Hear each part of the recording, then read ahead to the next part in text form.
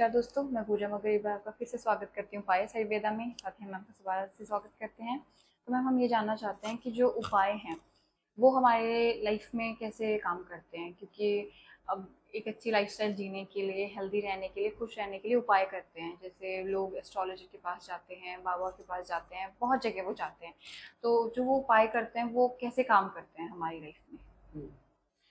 अ, हर मतलब ये जो है हमारे जो भी चीज़ें हैं वो सारी काम करती हैं हमारे क्लीनिंग पे, है ना, कि ओके। कैसे क्लीन है। हम्म। सबसे पहले हम लोग लेते हैं मंत्र।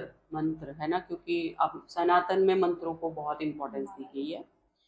और मंत्र हैं, फिर यंत्र हैं, फिर तंत्र है, और फिर कुछ कर्म है ना। तो मैं दो चीज़ों को ज़्यादा इम्पोर्टेंस देती हूँ। एक तो मंत्रों को इम्पोर्टेंस देती हूँ, क्योंकि मंत्र जो है, मंत्र आपके लिए क्या ज़रूरी है उस हिसाब से बनाए हुए हैं, है ना।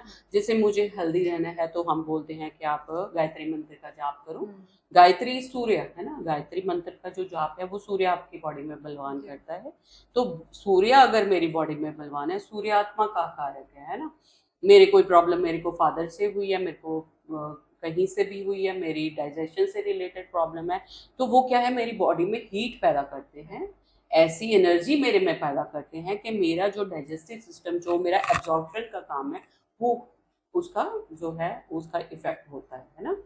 तो ये गायत्री मंत्र का हो गया। उसके बाद हम लोग बोलते हैं कि आपका जो हो गया शनि का, जो मेनली हम लोग, जो कोई बीमार होता है तब उस टाइम पे हम लोग काम करते हैं ना। तो जितने भी मंत्र हैं, वो चाहे राहु का है, केतु का है, जो भी है, वो उसी हिसाब से उस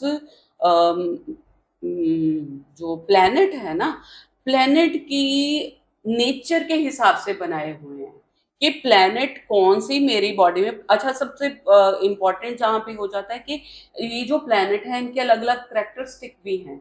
तो उस करेक्टरिस्टिक के हिसाब से उसको क्या चीज शांत करेगी, वो उस हिसाब से ये मंत्र बनाए गए हैं। तो उन मंत्रों को जब हम लोग चैंट करते हैं, मेरी बॉडी में एक एनर्जी फील होती है, मेरी बॉडी में एक वाइब्रेशन पैदा होती है, जो मेरी अगर कहीं पे कुछ ब्लॉकेज हो रही है ना, क्योंकि हम जो मंत्र जाप करते हैं, हम बोलते हैं कि आप पूरे उसमें विश्राम अवस्था में बैठ के, जिसको बोलते हैं कि चौकड़ी मार के आपने मंत्र करने हैं, या बहुत लोग हैं वो पद्म आसन में बैठ के करते हैं।